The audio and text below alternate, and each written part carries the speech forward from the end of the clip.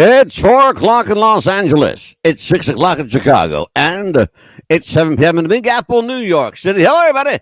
I'm Mad Dog Scipio. This is America's Popcast. What's the buzz? And tonight, I am joined once again by her royal pain in the assness, Amelia, the Pitbull Chapman. How do I want to know? How are you, Amelia? Good. How are you? I'm fine, young lady. You stay out of trouble today? Today, yes. You didn't get fired today? Nope. Please don't. Tomorrow is your 90 days there. You want to at least collect a little insurance? Yep. Good God. At Dan, least, you don't know what I got to put up with this woman. at You least I really didn't just yell at don't. the Harris supporters today. Our special guest returning is my brother from another mother. He is a Pulitzer Prize winning author. And his greatest credit, ladies and gentlemen, is he's a nice guy and he's my friend, Dan Lazada. Dan, He's our welcome friend, back to the yeah. podcast. Hello, Amelia. Thanks for having me back Hello. again. I love Absolutely. having you here. We got a good one for you tonight. This is right up your alley, brother. We got a good one. Tonight's show, Hidden in Plain Sight and National Treasures and Secrets, Cryptic Symbolism and the Mysteries of the Universe. Hidden in plain sight all around you, right under your nose, Pitbull. Right there, Right. right under your nose. Yep. We are going to talk about what makes for a good conspiracy. Well, this is the start of one. I will tell you for sure. Who's the, oh, man. Oh, Leon Hi, is Leon. already, I'm Welcome. not 5 minutes into the show and Leon's here. Hey, how are you, brother? Joined by Doodlebug. Yes, we are on Doodlebug. We are on a whole bunch of places, as a matter of fact. Did you know that, Amelia, that we're on a platform called Doodlebug? That's a new one. That's fantastic. Yeah, Doodlebug, Pod Owl, Listen Notes, Audible.com. We're like horse shit. We're spread everywhere. Anyway, gonna be a good one. Gonna be a good one tonight. Hidden in Plain Sight. Dan, I'm going right to you on this one. You're a guy who has literally written and investigated this subject matter up close Sure. and personal. Let's talk about what makes for. Let me back up. What makes for a better story? The conspiracy mindedness of the story, or the fact that it's true? Well, I suppose, for me, I would always be looking for what is true. So the conspiracy is when you do investigative reporting, or if you're a good detective, or whatever your inclination is to search out for answers. You're always going from the conspiracy toward what you can prove. And the conspiracy is True. the theory and the idea that gets you started looking at something. And Yeah. I've found that in my work over the many decades that hidden in plain sight is a good description for a lot of things that go on, not just symbology and not just hidden secrets and things we can see, but the way people behave and what they are and what they appear to be. Oh boy, that's a Pandora's box. Holy shit. Boy, you open up a can of worms with that. You could easily. Boy, you could. Amelia, you're talking about a rabbit hole. We've done. Yeah. We've done the down around and a few rabbit holes, but I'll tell you what, this is one subject that will open up other rabbit holes to an Yes. infinite, gigantic rabbit hole from which you will never emerge because it just keep spiraling out of control. Dan, when we were off air, you and I and Amelia were talking about the Denver airport. You wrote about the Denver airport and its opening. That's We right. covered that story. I want to get from your perspective in just a second what it was like to cover that. And then Amelia and I, we dealt with the aftermath of it, having to try to dissect the truth from fiction, fact from fact and reality from rumor and innuendo. Right. So let's ask you the magic bullet question, which is Is there a secret city underneath the Denver airport? Well, if there's a secret city underneath the Denver airport, I haven't toured there. But what I did do when I went to work in Denver in 1990, the airport and the building of the airport was my first assignment. So it was always surrounded by controversy and ideas about conspiracy. But the first part of that had to do with where the airport was going to be built, who was going to Oh, build it, and Yes. owned the land that it was going to be built on. So the Denver airport started out with a lot of controversy. You know, Denver had a pocket airport near the downtown for a long time, it was very convenient, but the airport that they built takes you a good 45 minutes to get to from downtown Denver. So Well, that was another. That's something else that was perplexing to us. Why build an airport literally? And you know this to be true. It's literally in the middle of nowhere. well, you got to drive halfway to Kansas from Denver to get to it. Yeah, I mean, it's the wow. airport is in the middle of literally nowhere, and then there's the airport, and then there's nowhere again. Because I Well, mean, that's all that's around it. There's nothing there. Wow. Nowhere's been catching up with the airport for a while because the building that began after the airport was built, of course, was very attractive to people, and all of those people that owned land around there and who were politically savvy enough to buy up property before it got really expensive. They were the Yeah. original conspirators, I guess you would say. But Well, the the idea. Oh, I'm sorry. Go ahead, Dan. Go the ahead. rumors have existed forever about what was going on at the Denver airport. And I think some of the questions about that always surface in major projects, multi-billion dollar projects, Oh boy. is who's making money off of it. So I think the airport was born in a degree of controversy. And from there, you know, a lot of the mystic kind of questions about what was really there and what was underneath the tunnels that carried baggage from one concourse to the other. I think a lot of different rumors were stoked over the years about what could be under there. Yeah. Well, Amelia and I, like I said, we've done three 2-hour shows on Denver. I will tell you that we showed the video, we showed the road systems Yeah. with traffic underneath the airport. The magic question is who's making money on it? The answer is simple. That's the easy question. Everybody's making money on it. Everybody. What's under there? If you listen to some people, the really out there conspiracy people, they'll tell you that they're shuttling aliens from portal to portal. The other people will tell you that they're building a Mount Weather like infrastructure underneath. Well, actually, we're going to talk about Mount Weather tonight because that's one of those places hiding in plain sight. But Denver is a fascinating place. I mean, we could do a whole show again on Denver, but we got so much to cover. You and I, Dan, spoke a little bit about South Dakota. I believe it's where Mount Rushmore is. I forget that particular area in South Dakota. But that area has been steeped in secrecy for years too, from the people who the man who built Mount Rushmore, to the potential secrets that may be hidden behind Abraham Lincoln's head. And we know that there's a tunnel there because you can see it. But from the beginning, it was said that I believe his name was Bertram Gormlin. Is that was the guy that built Mount Rushmore? Amelia, find that out for me. I think his name was Bertram Gormlin or some name like that. But they say he was a neo-Nazi racist.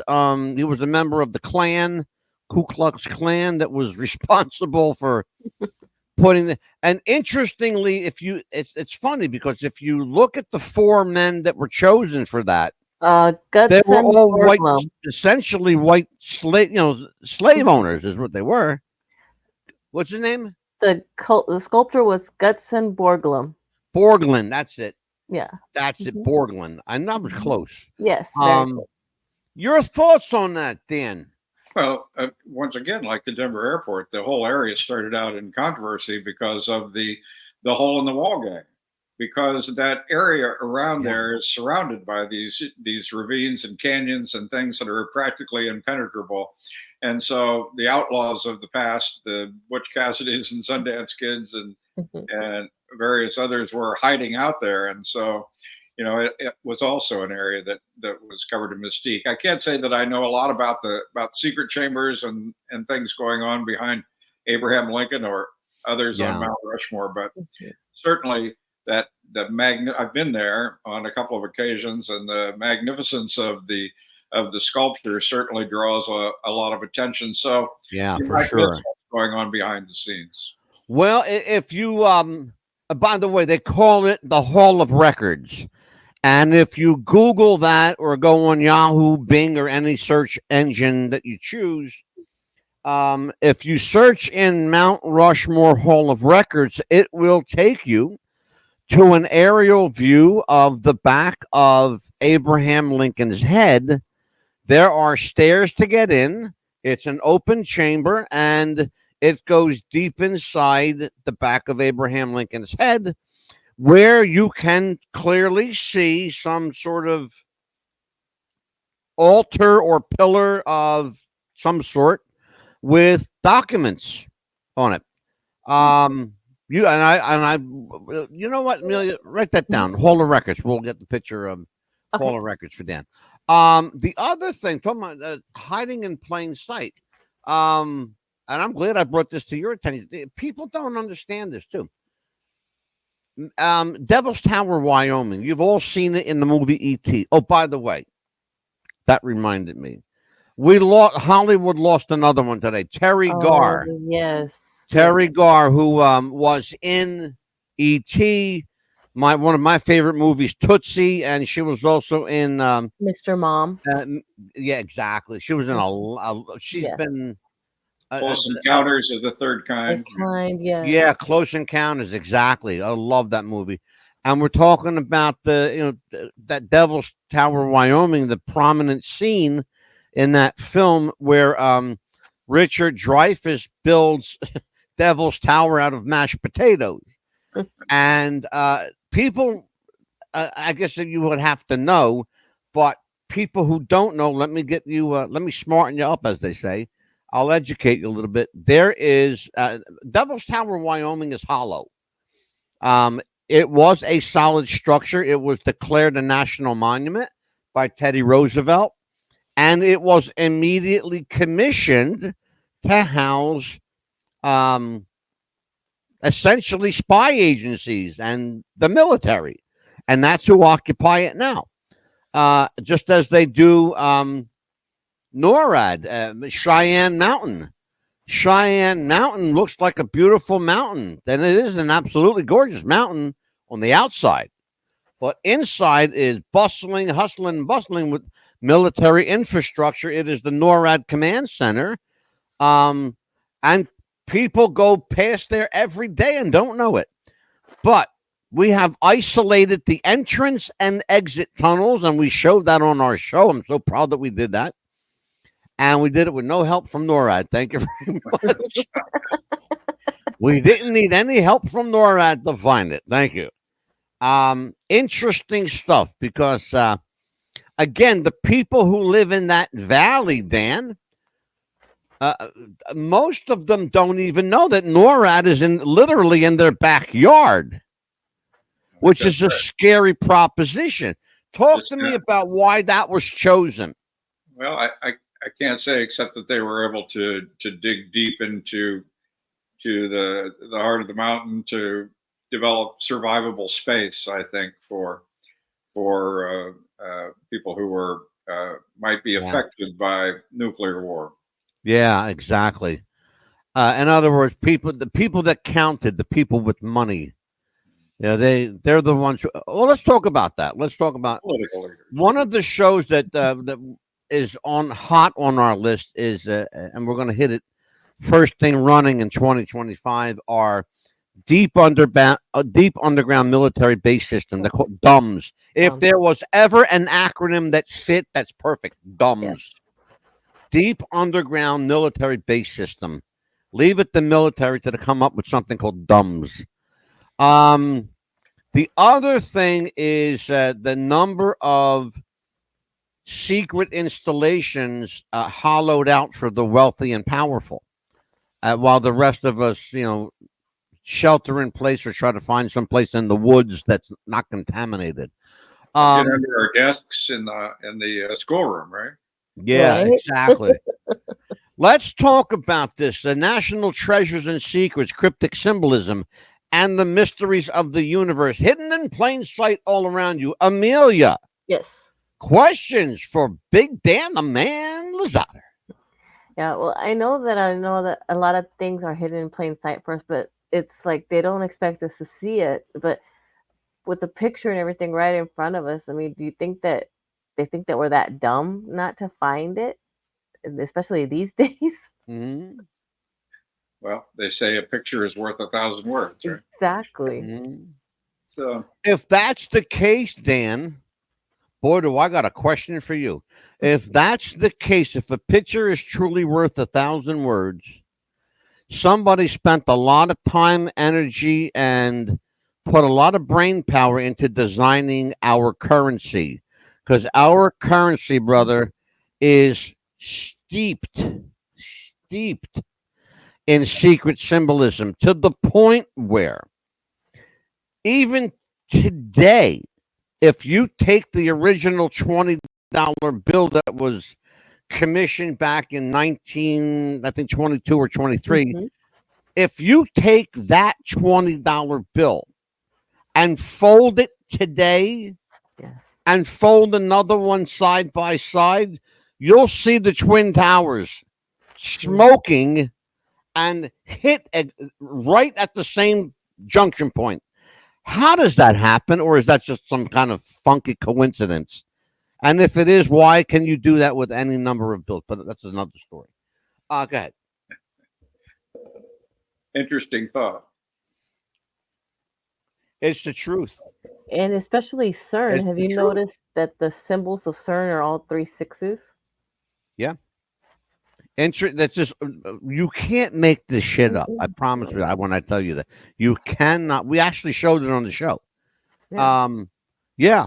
Haven't Take we a always historically been interested in things we can't explain or don't understand, or things that are mystical and create symbols for us? And I think that's been part of the American DNA for dating back to the days of scares over witches Yeah. and things that made people frightened, and Well, a it's lot of that. interesting I that think you that say that. It's it, it's quite interesting you say that, and I want you to fire with both barrels on this one. Almost all of our founding fathers were either Masons or had some Yes. connection to Scottish Rite. Okay. That being said, if you look today here in 2024, and it hasn't changed over the centuries, if you look today, almost every letter in the Bill of Rights, the Declaration of Independence, almost all the literature that they drafted from the beginning to today has in it reference to the supreme being. They don't. Nobody says God anymore. It's the supreme Right. being.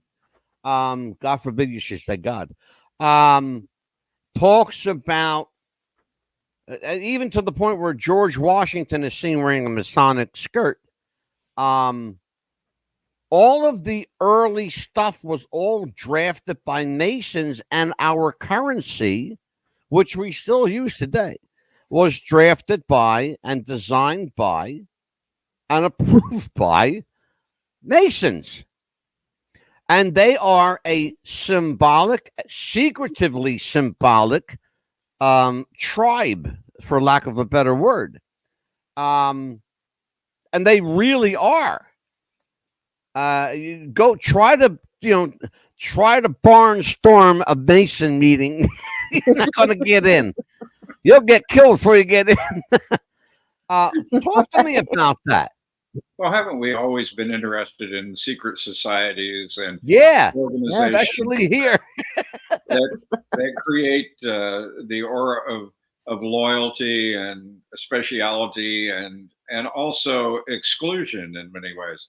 I mean, when we think about it, when I, with my investigative background, think about hiding in plain sight and not seeing what's going on, I think about things like that, organizations that have their secretive side and allow certain people to see certain things, and that enables us, I think, or enables these organizations to move behind the scenes out of the clear view. And that's what I think leads often to concerns about conspiracy, as we've talked about before. The idea that we don't understand what's happening, we can be directed in one direction or another to believe this or to believe that. Yes. But I have seen the effectiveness of hiding in plain sight throughout my long career. It happens in organizations. As I've told you, I was deeply involved with people who were involved in organized crime, and of course they had to operate in the aura of secrecy. And my mentor and guide through that Chicago network owned a paint and tile warehouse, and it was his front business, and during the rest of the time he was orchestrating jewel thefts and things like that. But my kind of guy. Yeah, right. My kind of guy. But hiding in plain sight with his work clothes on and selling paint and tile to a few people that came into the warehouse, since they never did any advertising. The FBI was the most frequent visitor. Captain Miserable has a question for you. Who do you think built the Sage Wall in Montana? Now, I know a little bit about that, but I want you to take that one. Now, that's a new one for me. Oh, really? Yeah. Oh, okay. You know what? We should do we can actually do an entire show. Masons also use a special font you can recognize just by the A. And he's absolutely right. Amelia, questions for Dan or comments? What do you think about all this, Amelia? Hiding in plain sight. What do you make of all this craziness? I think that it's unbelievable that it's still, to this day, we're still finding a lot of clues, because I think that if you go see something, it's not as good as if you take pictures, because when you take a picture, you can actually see more. Correct? Am I correct? It's because you could actually take it with you and find something that you didn't see when you were actually looking at it. Correct? Absolutely. Oh, sure. Mm-hmm.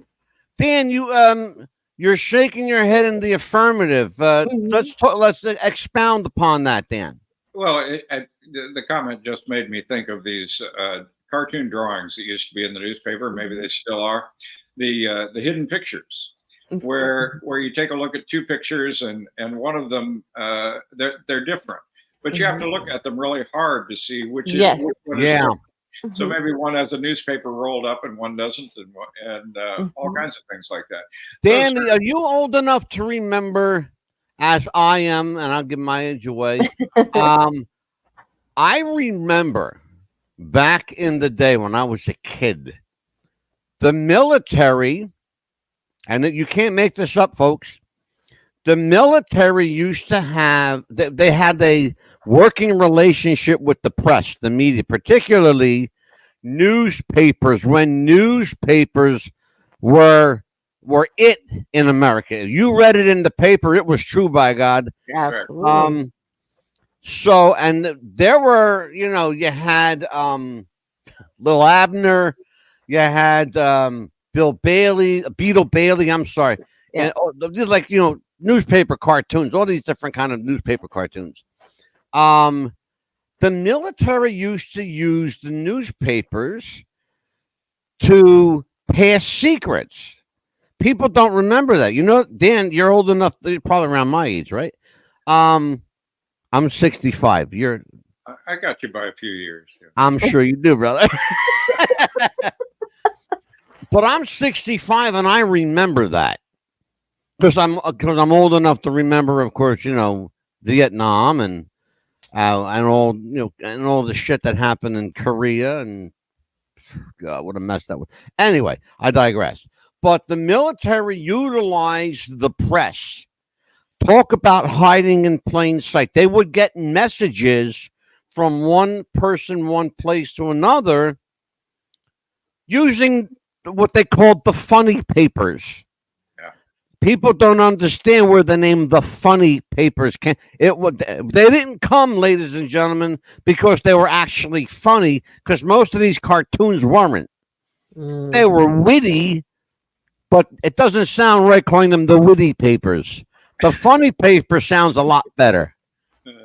The funny papers came about by the stuff the military was infiltrating inside these, cartoons like Little Abner and Beetle Bailey and Blondie and all kinds of stuff like that. God, I'm so a family old. circus or whatever really they were feel doing old. for that day. In times like this, I really feel old, brother. I remember when the Sunday paper was like that thick. Oh yeah. You're lucky Yeah. if you can find a paper now. Are you shitting me? You're right. Dan, your thoughts on that? Tell people that I'm not nuts. Well, I certainly know that from my own research that there have been many methods used to hide things in plain sight. I'm not specifically familiar with the military's use of cartoons, but I certainly am familiar with the CIA's activities in passing messages and information and keeping people hidden in plain sight, including domestically within our country, even though that was illegal. Dan, are you aware? I want to. This is really, and I read this and heard this from several people. And you're the guy to ask. You are probably the only guy to ask. Are you aware? We all know that Hollywood and Washington D.C. have a working relationship and have for many, many years. Decades. Yeah, decades, a long time together. Are you aware, Dan, of the military's use of how do I want to put this as eloquently as I can, using the film business to propagate certain points of view, using the film and television industry to not only pass messages but to receive messages, to how do I want to say it? To Indoctrinate? That's a great fucking word. Yeah. to jab us, yes, to indoctrinate us. Can you pick up on that point? Certainly. One of the things that when I was doing the book, The Manchurian Journalist, was one of the things that I looked at was the influence over the film industry. And prior to World War II, there were two individuals who were named to a film review board under the Roosevelt administration. That was Lowell Mellett. He was from Alexandria, Indiana, which is just up the road from my hometown, and also Nelson Pointer. And Nelson Pointer is a famous American journalist who owned a good number of newspapers, and the Pointer Institute, which is the institutional representation of journalism these days, was named after him. But he and Lowell Mellett were censors of the Hollywood film industry going into World War II. And if you look back at what they did, one of the things they did was that they promoted films that were positive toward Russia. As we were moving into the late 30s, they were very supportive. They held Russian ideas up for approval, and the Russians were painted as our allies. But those films began to change over a period of time, so that as more communist concerns, more concerns about Stalin and those sorts of things, and about what was likely to happen after World War II, the attitudes began to shift, and they were represented in the film industry, in movies that were being approved or not approved. And Mellett and Pointer had the authority to nix films from being shown in the United States that didn't represent attitudes that they thought were appropriate. So they were working behind the scenes, hidden in plain sight, with attitudes that were influencing what was produced and what wasn't produced. We'll talk about hiding in plain sight. Back in the day, there was a woman that gained some notoriety, quite a bit of notoriety, as a matter of fact. Her name was Amy Semple McPherson. And you know who I'm talking about. Yeah. And Amy Semple McPherson was a purported, and I use that term very loosely, a purported evangelist. People say that she was nothing more than a conduit for the government because she was an enigmatic individual. She was able to talk loud, as they say, talk loud and draw a crowd. In my business, that's the catchphrase: talk loud and draw a crowd. It doesn't matter how, it doesn't matter what you're saying. Just say it loud. If you say it loud enough, people will come, and they did to Amy Semple McPherson. And back in the 30s and 40s, back at the time when Hollywood was just getting a stronghold.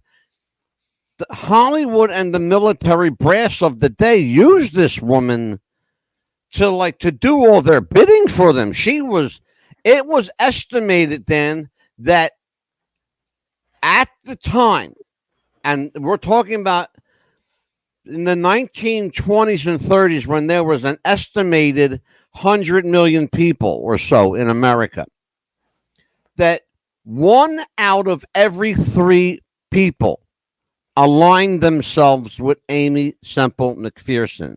And we have the numbers here too, by the way, because we're doing that show. Right. That's a scary, staggering number. 1 in every 3 out of 100 million people. Okay, in case you can't do math, that's like about 70 million people. Okay, so talk to me about how the government and the powers that be, the indoctrinators, use religion hiding in plain sight to indoctrinate, to get their message across. And by the way, the Manchurian Journalist is a fucking staggering piece of journalistic, and I love that book, by the way. I'm gonna tell you. I love that book. It's a staggering piece of journalism that should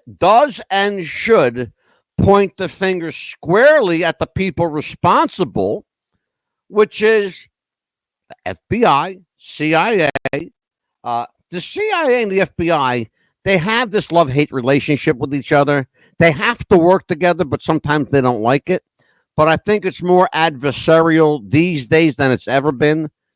Because everybody wants to be top dog, in that business, in the cop business. They all want to be top dog. Talk to me, Dan, about how all of this craziness fits together, and I understand too, doing my research, that you were threatened a couple of times over this book. Well, when you do investigative reporting, if you're serious about it, you don't have too much trouble finding people who make threatening comments. But I've never taken those very seriously, and so far things have worked out okay. But going back to your comment about Amy Semple McPherson and the use of people like evangelists and religious personalities, and people had sway.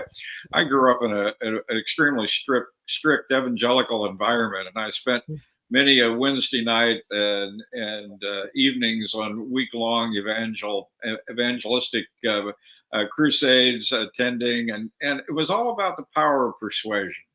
It was all about the ability to speak and convince people to believe in a certain way, and so while there may be good aspects to all that, and certainly the instilling of strong values in society is a positive thing, but also that power to persuade certainly has been recognized by those that want to influence the way we think and want to get people to think in a certain way and not in certain other ways. So Father Coughlin was another one who was on the radio, and Amy Semple McPherson on the radio, reaching so many people and influencing so many people as to what were the appropriate values.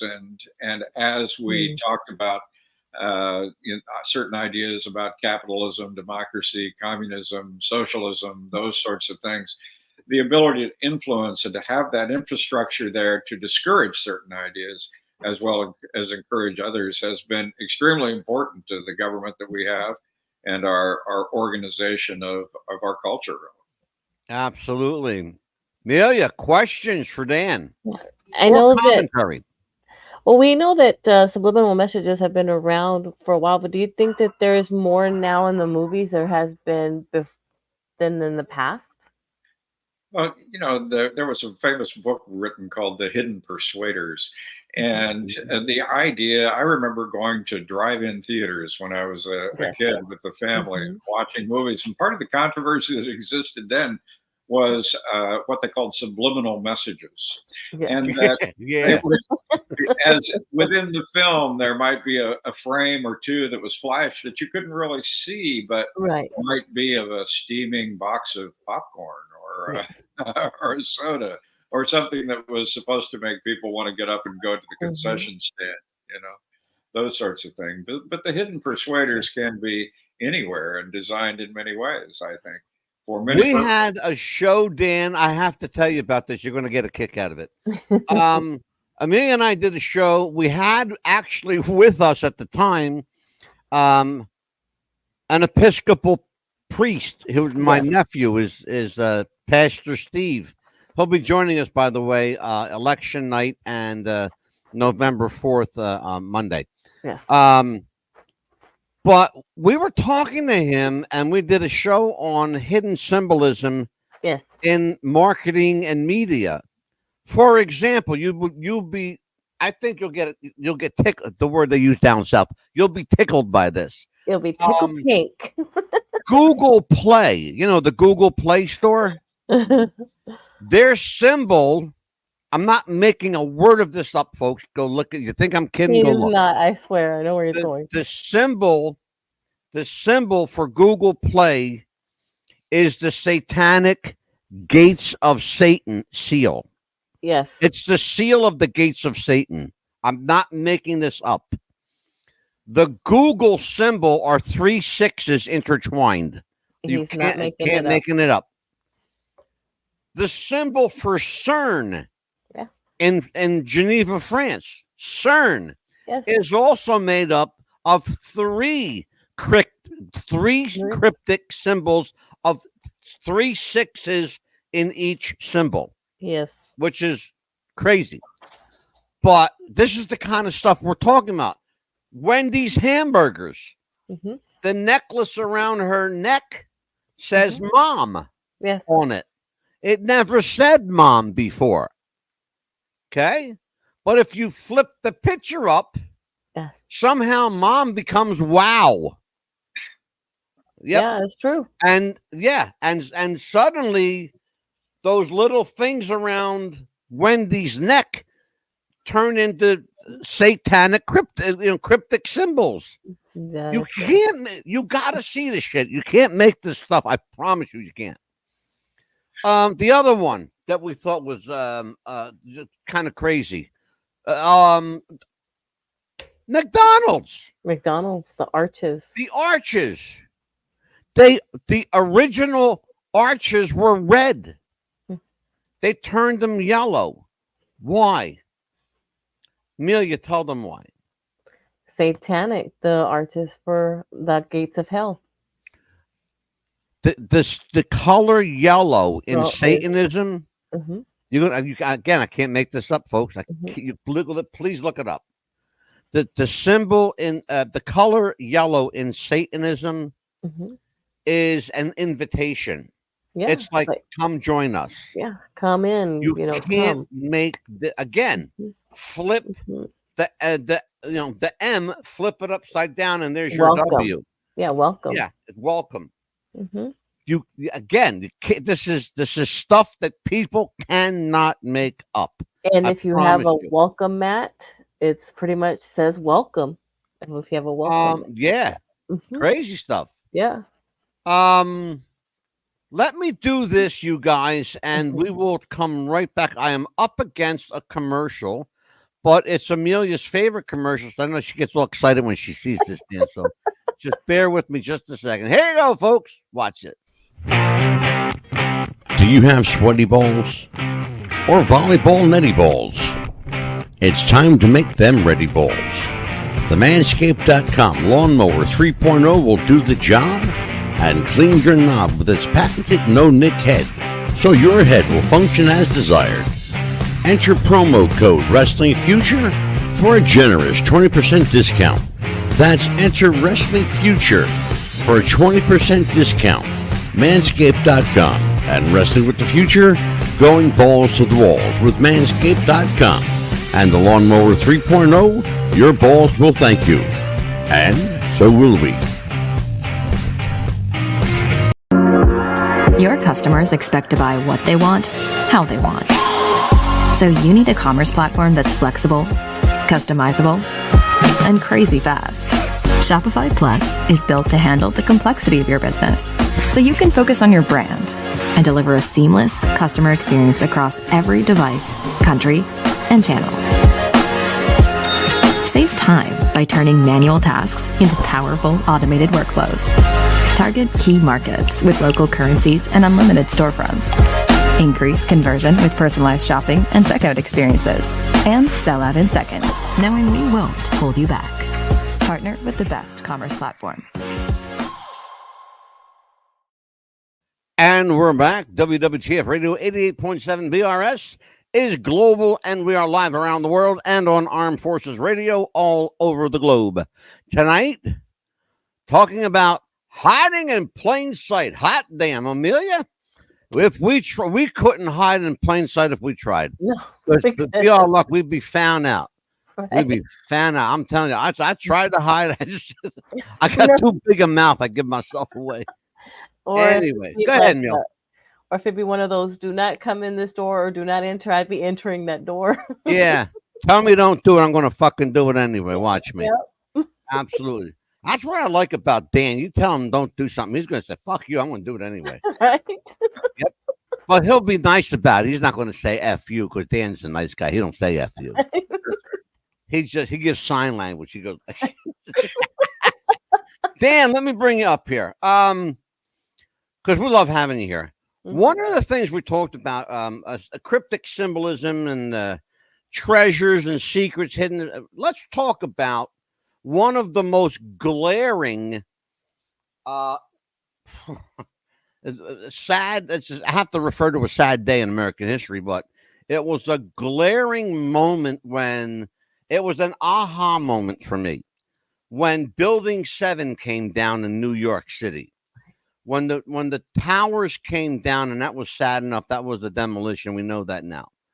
But Building 7, which was 5.5 blocks north of the Twin Tower, was purported to have come down from the same. This is to show you how stupid they think everybody is. It was purported to come down from the same seismic activity that brought the towers down. Okay. There's only one problem. There was no seismic activity that day. That's number one. Number two, there weren't any airplanes that day. What we have to look at is Building 7 as its own entity. It came down. Why did it come down? Who brought that building down and for what purpose? Here's what we now know, that people in New York drove past that building every day. The United States Gold and Silver Exchange was in that building. The CIA, FBI, National Program Office, National Reconnaissance Office were all in that building, Building 7.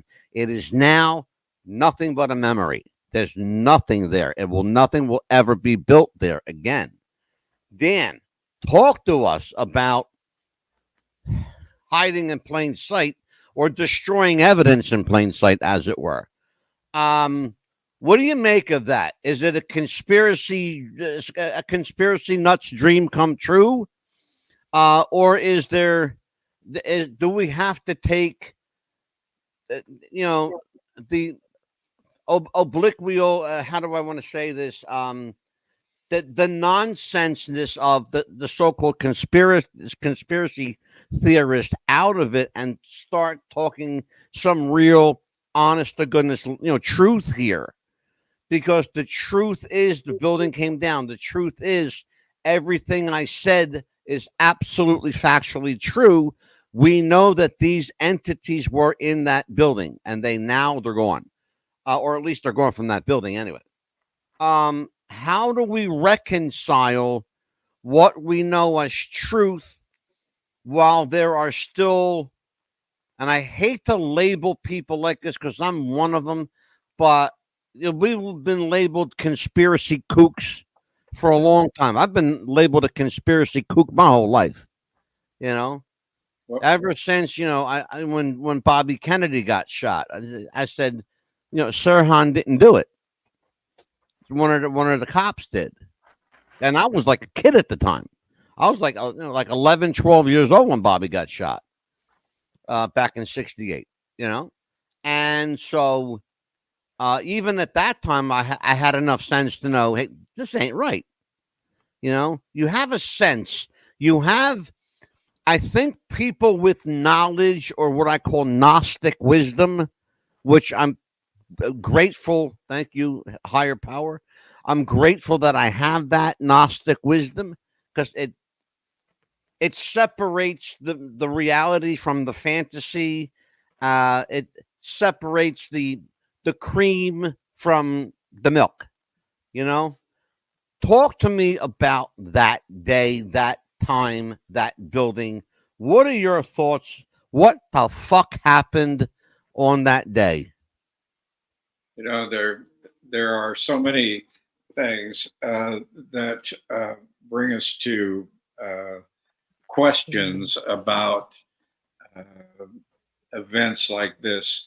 And conspiracy theories are denigrated and used to marginalize people because they believe in conspiracies or they think that this is true when they don't have any support for them. But, a conspiracy or a question about a conspiracy starts with the question.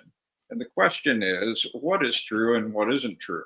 So if you dismiss things that are characterized as conspiracy, you never get down the road to answering a question.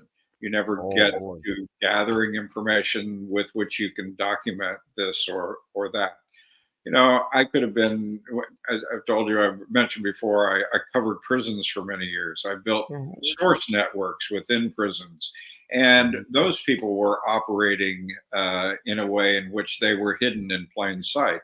There were inmate trustees and clerks who would gather documents for me and smuggle them outside of prison. And so I used those things to try to prove what inmates were saying about, say, human rights conditions. And the administration was saying that's just, rumor and innuendo, and none of that is true. So what we want to do, I think, when we hear a conspiracy theory is not just dismiss it.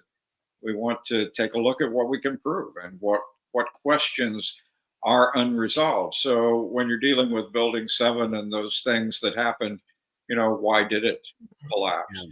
What was going on in there? What else can we know? Our traditional media doesn't take us down those roads. Other people do. Other people who are willing to research more deeply and to be skeptical about the traditional story that may be told about this, or the story that people want us to believe for various reasons. But I think it's incumbent upon us all to consider questions of conspiracy so that we can get to the right answers. I will tell you, Dan, that there were two pivotal moments on that day that stood out. An airplane allegedly crashing in Shanksville, Pennsylvania, and an airplane crashing into the Pentagon. I have the footage of the Pentagon. I have the footage they want. Nobody will get that footage. We have the missile. Yes. And I showed it on air and was told don't ever show it again. Oh, wow. And I showed it 4 times after that. Yes, you did. Of the missile hitting the Pentagon. So no airplane hit the Pentagon. It broke my heart to have to show that, because I was one of those people who believed the narrative that hijackers, alleged hijackers, hijacked airplanes and were going to take over the government and blah blah blah. Well, it is literally blah blah blah now, okay? Because it's all bullshit. Yes. Let's see here. Leon and Rosie say Giuliani, Bush, and Powell were behind 9/11. I'm not going to argue that point. Ruffian says, I stopped believing the narrative when they said they found the IDs of the hijackers. I'm with him on that one. Here's the other thing, though. I've been to Shanksville, Pennsylvania. There's nothing there, nothing even on that day that would indicate, even remotely indicate, that an airplane could hit where they say it hit. If you look at the footage on the news, it looks like a huge area. It's not, by any stretch of the imagination, at all a large area. By the way, no wreckage was ever found. No airplane ever hit Shanksville, Pennsylvania. Again, that was a missile. They had to detonate a missile there. Why? To show that something was there. Okay. To show something was there, they had to have some kind of collateral damage on the ground. But if you're going to say, well, an airplane crashed here, well, show me a wing or a prop or a motor or something that indicates that there's an airplane. Well, there was nothing ever recovered that even indicated an airplane. However, there were parts found that indicated missile parts. Okay. Because when something blows up, it doesn't completely blow up. It leaves shrapnel. It leaves little stuff, little memories for people to pick up and say, oh, look what I got. But that day at the Pentagon, that really broke my heart, because I was willing to believe that an airplane hit and it didn't, and it was a missile. And I have the video, and I've showed the video, and you can clearly see it's a missile coming in at low angle, this kind of trajectory, and it like literally flies in like this and right into that building. And by the way, it made a hole. Airplanes don't make holes. No, they do make not. whole buildings out. It made a hole. It made a 7-foot hole where you would expect. Where it entered, it blew a hole, and that was it. And it stopped there. Your thoughts on that, Dan? Well, my instincts as an investigative reporter are this: if it was a missile and not an airplane, what happened to the airplane that took off with passengers on board? What happened to the people that were on board that plane? If those things are if there are photographs that demonstrate to us what is truly reliable, then we have to answer other questions. And until I have the answers for you. Until we answer them, we still have open speculation. Well, I have some plausible answers for you. Answers that have corroboration with physical, tangible evidence. Many of those people were taken to Israel, where they have assumed other identities. You can change a lot about a person. You can change their face. There's certain things you can't change. You can't change your fingerprints. You can't change your voice, at least not significantly where it will alter a vocal spectrum analyzer. But we have proof with video, photographic evidence. We have eyewitness testimony from at least 2 pilots, that one of which was killed. 2 pilots that came forward and said that they were the pilots who took the airplanes there. One of those pilots has been assassinated. The people from Shanksville, it is said, again, they were brought overseas to assume new identities. Their families were offered substantial financial reward, benefits, to keep their mouth shut, or just to go about living your life. You'll see your loved one eventually. And that was what they were told. That's what we know. That's what we can prove. What I can't prove with any degree of certainty is how many of those people are still in Israel, how many of them indeed have had physical changes done to their body, either by cosmetic surgery or whatever the case may be. We, in the case of at least one such incident, we know that people who were aboard the space shuttle Columbia, or I believe that was called the Columbia, those people that purportedly died on that space exploration did in fact not pass, but were all given new identities. We know factually that their families were all given financial compensation, including the family of Krista McCullough. We know that factually because they come forward and talked about it. They were very quickly shut up, and you never heard from them again after that. But people don't realize there's an escape chute. Oh yes. On those shuttles, and it literally it's a giant slide. It slides right down. They were all off of that. That shuttle went up. There was nobody in it. There was not a soul aboard that shuttle. Your thoughts, Dan Lizader? Well, I was standing in the newsroom of the Indianapolis Star watching television when the space shuttle exploded, and certainly that event shocked the nation and left a permanent scar on the abilities of NASA to conduct continued explorations. But I can't say one way or the other because I don't have direct personal knowledge and I haven't investigated those sorts of things. But I think that it worries me a little bit when we reach conclusions about things of that nature, because there is a destructive element to those ideas. If those conspiracy theories are wrong, there are real live people who are hurt by absolutely by the repetition of ideas that may have no basis in fact. And so that's a worrisome matter for those who are insistent on certain aspects of conspiracy when there isn't definitive answers, when there are not definitive answers to those questions.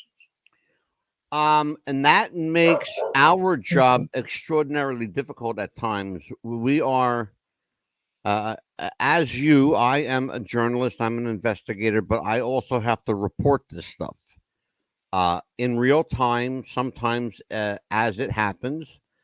Most of the time I have to do crack investigative work with little to no lead. So I pick up the phone and start making calls, just like you would pick up the phone and start calling. And Amelia and I go on, overtime, double time, triple time, trying to figure out, all right, what do we have to do now? Do we dot our I's and cross our T's? We cannot go on the air unless, what do I always say, Amelia? We cannot go on the air unless we've dotted our I's, crossed our T's, and made sure that what we're saying is factually correct. Correct. Nothing comes back to us. It does not bite us on the ass. That's why I have no fear of repercussion. My life's an open book. I put it out there. There it is. You want me to prove it? I'll prove it. I prove it every time. You want to know if there's a video of a missile? Yeah, I'll show you. Boom, here we go. We want to make sure it's I was calling on it. All we want to see. Okay, you want to see it? Here you go. Be careful what you ask for. You might get it. You know? But what we do is he wants to make sure that it's an actual true picture, a true video of an actual missile, whatever, before we put it out there, that it's not false. So how do you determine that? How do you resolve that question as to what is accurate in a video in this age when we see Photoshop things and things that are manipulated? How does the public know for sure? Well, we know for sure because it was the Pentagon's camera. Was it Pentagon? We know that's how we know. We know because it came from the Pentagon. Yeah, It's their video. it's their It's video. their video, the one that they made sure. If you remember, Dan, if you remember when that story hit, okay, they showed you the front of the Pentagon. I mean, for the sake of demonstration, let me show you something. I'm going to use this real quick. I'm going to use this pencil here for a minute. Yes. Okay, and I'm going to. Here comes the. This is what you saw in that video. And you saw this, and then it stopped, and then all you saw was this little boop at the end. You saw that, okay? In between the front and the back, what happened? Where'd it go? Where's that clip? I have that clip. Mm-hmm. I have the entire. I have from this angle, from back here. Here we go. We're going to follow the whole trajectory. Here we go. We're going to follow it all the way down. We got all of it. We got all of it. I will not go on the air with half information, half cocked, half informed. I can't do that. No. I'm not going. I'll sit on the story for 2-3 days. And that's about as long as I'll sit on the story. About 3 days, I think, is the longest I ever sat on the story. That is true. I'll sit on the story for a couple of days, and then I want to run with it. If I don't get any feedback or pushback, all systems are go. Mm-hmm. We got to roll. We got to roll because we have news to report. That's what we do. And I think we do a fair job of informing, and I think we do a fair job of telling, the government that we love our country, but we hate our government. And one thing, don't talk about hiding in plain sight. I would love the government to do something for me, okay? And I'm asking you as a personal favor, okay? So you guys are out there, just listen to me, okay? Let me come up this way. I rarely do this, but I'm going to put myself on the big camera, okay? I don't ask for much, okay? But I want you to do one thing for me, and I'll love you infinitely. Tell the truth. I knew he was going to say that. Just tell the truth. We can handle it. Contrary to what Jack Nicholson said, we can't handle the truth. I can handle the truth, okay? Just be honest with us. I still love my country. I want to love my government again. I really do. I want to love my government, but I trust the government as much as the government trusts me. And that's a sad statement to make because that's how the government feels about its citizens. This government does not trust its citizens. That's a sad, sad state of affairs. On that note, ladies and gentlemen, another Tuesday night is wrapped up. Dan Lozada, you are my brother from another mother. I love having you on the show, man. Yes, we do. You are always insightful, poignant. You get right to it with no BS in the middle. Just like a true journalist with integrity and grit and foresight and a set of steel balls like this. Yes. Well, you always raise interesting questions to discuss. That's for sure. And we are going to have him back Thank you. when he is done with the hamburger restaurant murders. I cannot wait because I read a little bit about that. Yes. That's at least a 3-parter. Are you kidding me? Please. Mm-hmm. That's at least it. I was so intrigued when I read up on it. I was like, yeah. It goes goes all the way from a little restaurant in Speedway, Indiana, to the White House. To the White House. Oh yeah. People don't understand the gravity of that situation. If people understood, we have to do an entire show on what people think they know and what they know. Yeah. Because what you think you know is you don't know. Trust me. You don't know what you think you know, brother. Right. And It's if like the late John Lear, one of my heroes, the late John Lear, Right. whose father, Bill Lear, invented the Learjet. The late John Lear said, he looked right at the camera and said, he took his glasses off and said, folks, you don't know what you don't know. And when he said that, I was like, oh, fuck. Damn. Yeah, you don't know what you don't know. and if you want the government to be honest with you, we'd be here for years. Look, I have to hold out hope, Neil. Yeah, I Give know. me something to hold on to, for crying Well- out loud. Well, listen, it's a Tuesday. Tomorrow night, who we got tomorrow night? Tamara Thorne and Alistair Cross, our Yeah. gothic horror authors. So Yeah. these guys are perfect for Halloween because they're both creepy. No, He did- they're good people. And he messaged me just a few seconds before we went on the air. We're on tomorrow, right? I said, yes, you are. Yes, absolutely. Well, let me tell you, Dan, I want you to promote yourself. What do you got? Facebook? Where can people get a hold of you? Read your books? How can they get a hold of your stuff? You can find the books at Amazon.com or at Trying Day, the publisher of the Manchurian Journalist, or at Britain Publishing Company and Cincinnati for the Street Talk book. And I'm still working on my website, Angelo, danluzader.com.